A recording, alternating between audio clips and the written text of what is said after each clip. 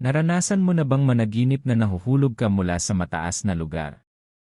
Maaaring mula sa gusali, bundok, o bangin at sa panaginip, pakiramdam mo ay wala kang kontrol habang pabagsak ka ng pabagsak. Minsan, nagigising tayo bago pa man tayo tumama sa lupa. At may kasamang kaba at mabilis na tibok ng puso. Pero ang tanong, ano nga ba ang ibig sabihin ng panaginip na ito? Sa video na ito, aalamin natin ang posibleng kahulugan ng panaginip na nahuhulog sa mataas na lugar. Una, ang ganitong panaginip ay kadalasang simbolo ng pagkawala ng kontrol. Maaaring may sitwasyon sa iyong buhay na pakiramdam mo ay hindi mo na kayang hawakan o kontrolin. Pangalawa, maaari rin itong senyales ng takot sa pagkabigo. Baka may mga pangarap o plano ka na kinatatakutan mong hindi matupad.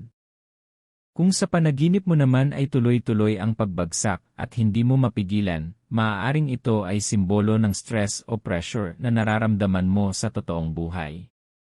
Pero kung nahulog ka pero nakaligtas ka, ito ay magandang senyales. Ibig sabihin, kahit may mga pagsubok ka ngayon, malalampasan mo rin ang mga ito. Kung sa panaginip ay may nagtulak sa iyo, maaaring ito ay nagpapahiwatig na may tao o sitwasyon na naglalagay sa iyo sa alanganin. May isa pang kahulugan kapag bigla kang nagising habang nahuhulog. Ito ay kadalasang konektado sa pagod, anxiety, o sobrang pag-isip. Sa ibang interpretasyon, ang panaginip na ito ay simbolo rin ng malaking pagbabago sa iyong buhay, isang yugto na maaaring nakakatakot, pero mahalaga para sa iyong paglago. Tandaan, ang mga panaginip ay kadalasang sumasalamin sa ating emosyon at karanasan sa araw-araw. Hindi ito palaging literal, pero may mga mensahe itong makakatulong sa atin.